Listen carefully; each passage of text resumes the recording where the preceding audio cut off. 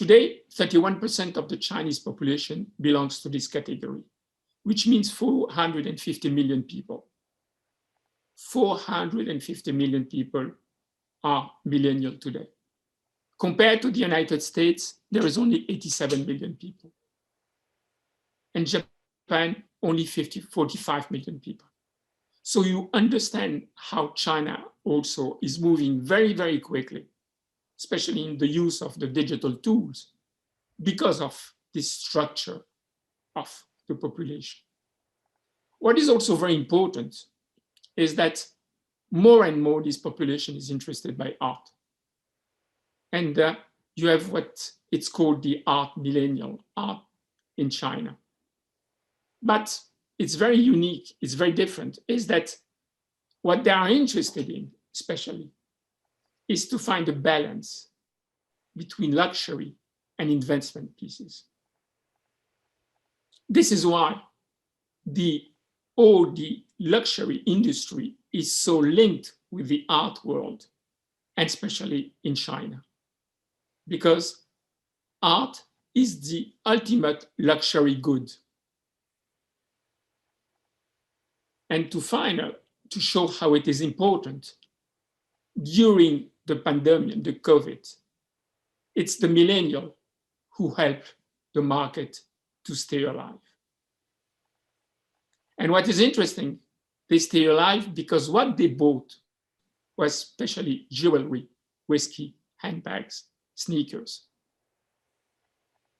And to give you an example, this year, Sotheby has already forecast nearly 200 auction sales linked with luxury.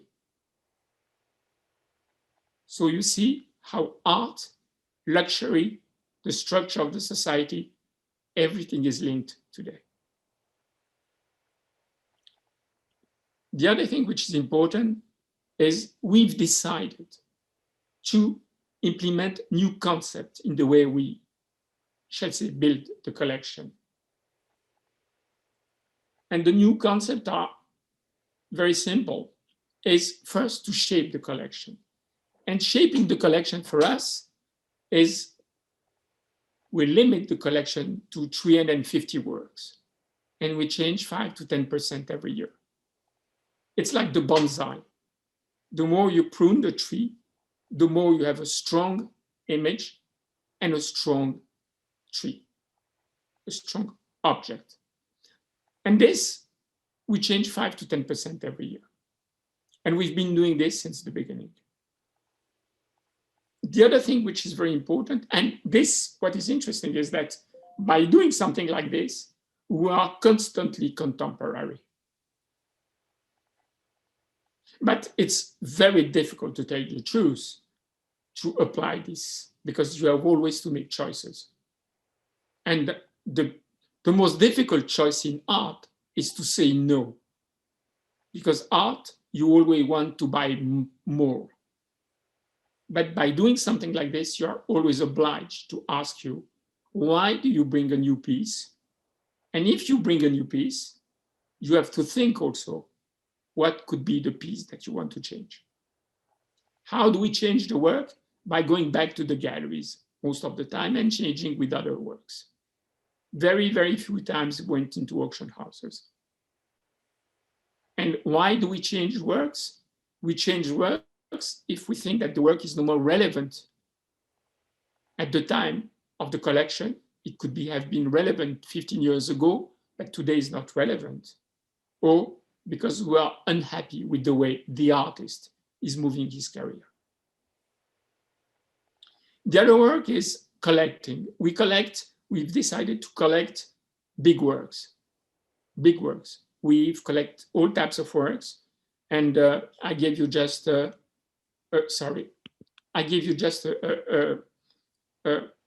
composition of the collection, 45% painting, photo 10%, video 15%, and the rest is installation. Because we decided from the beginning that we wanted to make a type of museum type collection. So it means that it has to be the reflection of, I shall say, what is produced and not just what is sold in the auction houses. Because you should never forget that when we speak of the art market, and especially of the auction art market, it's only painting or works on paper. 80% of what is sold in the art market is about, especially in the auctions, is about papers, works on papers, or works on canvas. 80% of what is produced today by the artists is not paintings, and it's not works on canvas. So also something very important. Either you want to reflect the market, either you want to reflect, I shall say, the creativity of your time.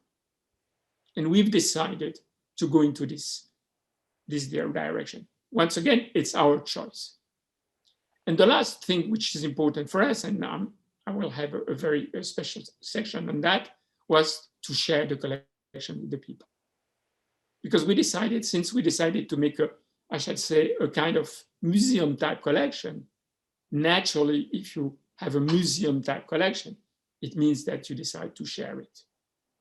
But once again, I want to be clear also, if someone doesn't want to share his collection, it has to be respected, because the collection is also a kind of, I should say, personal garden. It's your own memories, your personal memories, and you are not obliged at any time to share it. But we've decided something else.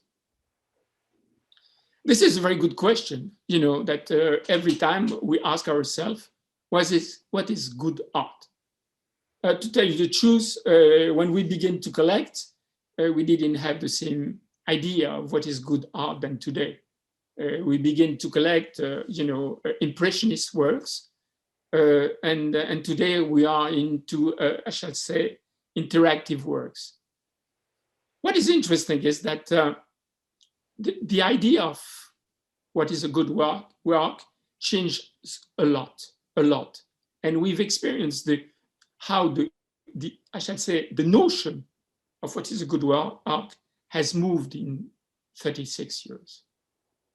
But today I shall take two very interesting ways that I shall say that characterize good works. For Simon de Pury, for instance, a good work has to be expensive. If it's not expensive, it's not a good work. And so you always have the same question. Is it expensive because it's a good work, or because it's a good work, it's expensive? But because of the market, because of the way people today consume art, the only reference of the value of a work is not the artistic value, is the price work. This is something very important. And it's even more important in the globalized situation in which we are. Because today, if I look at I shall say, a Turkish artist or a Lebanon artist or Chinese artist, I don't know his story. I don't know anything.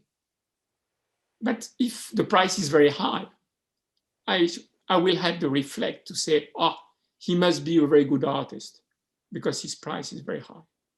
So today, the valuation of art is based on dollar, no more on artistic value. The other thing which is very interesting is that today, more and more, it's about Instagrammable works. And you had before the example of the banana, this famous banana that Perrotin showed. And to tell you the truth, it has become a piece of museum since the Guggenheim has decided to collect this work. And it was an edition of 3, and people paid $120,000 US for a banana. But it had thousands Instagram photos. So this is also something very interesting, is how today art can be only something which is value because it can be shared.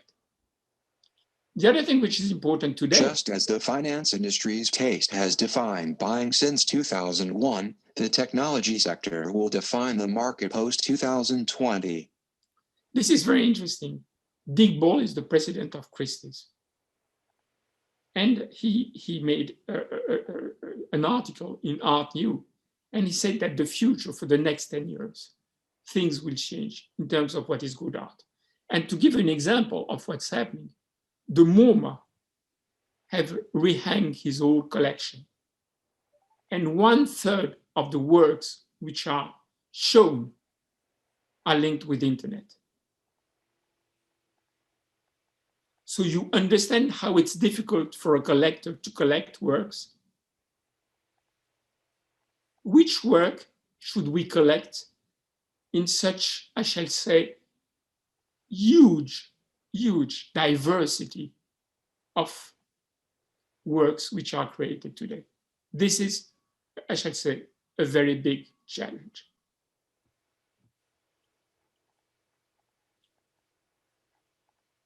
I would like to say a few words on collecting as a creating a financial asset.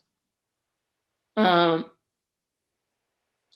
be very direct with you, Eileen. I make my living in real estate, and if I want to make money, I stay in real estate. For me, collecting is an elegant way to burn a fortune. I cannot make money in art, but I can enrich myself by art. And I will explain you a little bit why. Now, first, look at the market.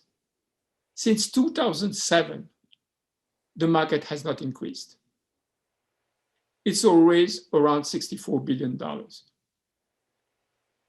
The market has been globalized. We have heard a lot of things on the market, and it's still something very, very small. It's very small. So $64,000 billion is very small as a market. Very, very small. And it has not increased. And we should ask why. This is the question. The other thing is that the winner takes it all.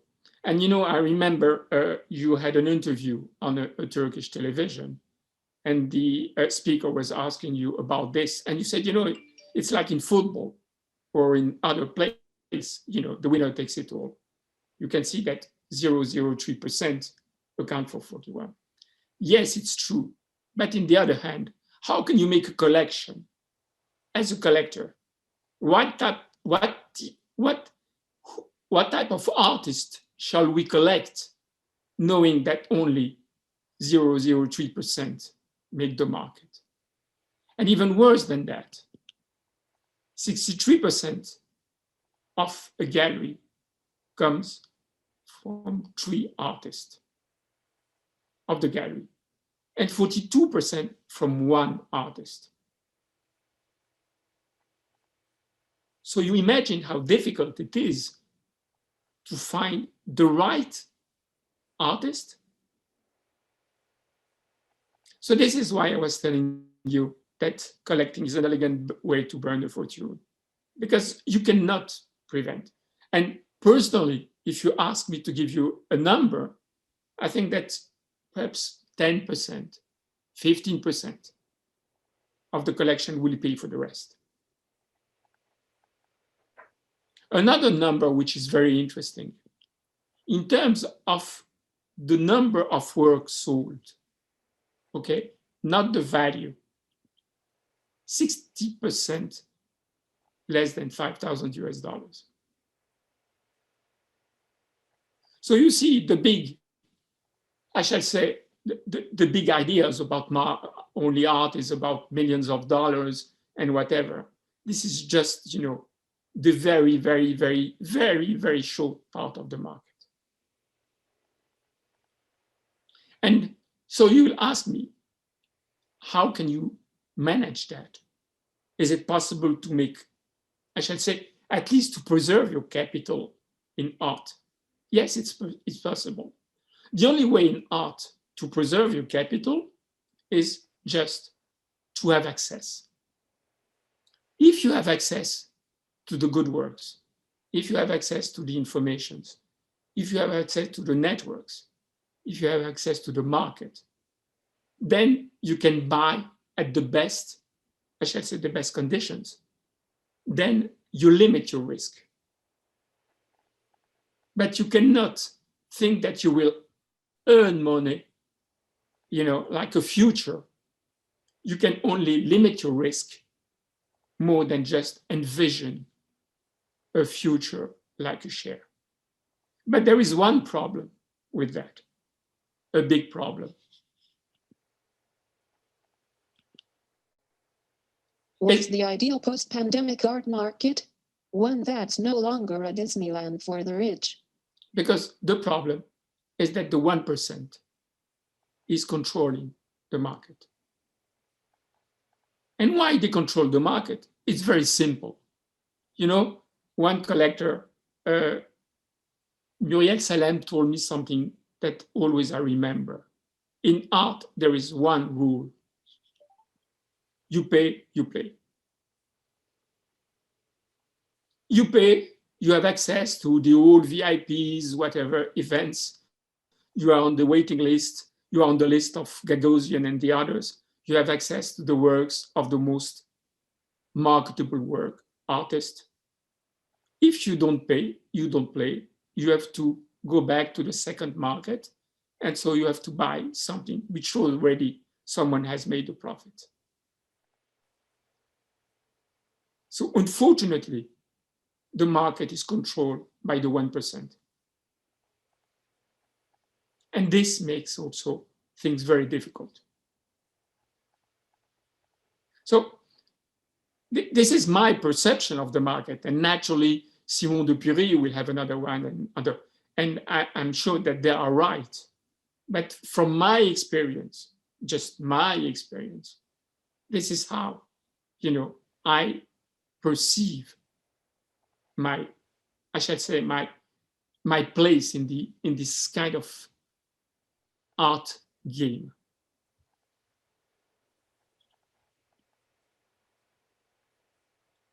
Something very important also is that we know a lot of shooting stars in the art world. And what is important for us is how we can also become timely and timeless. We already have succeeded to exist as a collection DSL for 15 years. But what will be interesting is how we can still be here in 10 years, knowing that in life, from my business experience, the most difficult in life is to last. And how do we want to try to reach this, this goal? By two things. First, we want to build a cultural brand. And from the beginning, we didn't call the collection of Dominique or Sylvain. We did call it DSL collection because it's a brand. It's a name brand. And it's a brand that we can transmit to our children because it would have been very difficult to transmit de la collection de Sylvain et de Dominique Lévy. But what is more interesting for me, this is the part of the branding of the project. But what is much more interesting for me is that moving from just having objects to being a personality and becoming an attitude. This is very important for me. This is for me the best example of someone who has succeeded to become a legend. Today, you have something like 250,000 people before the COVID visiting the foundation in Venice. Same number than François Pinault Museum. They don't go there for the works. They go there for the person. And she moved from object. She was an incredible gallerist. She had an incredible personality, but also she had an incredible attitude, especially in front of her, uncle, when there was, the tensions, but the rivalry, because between Salomon and Peggy. Salomon being very conservative, having the most interesting collection of this time because he was very, very rich. And he didn't want even to buy works from the Art of the Century gallery. And at the end of the story, she needed Salomon to buy, I shall say, the place for her because she didn't have. But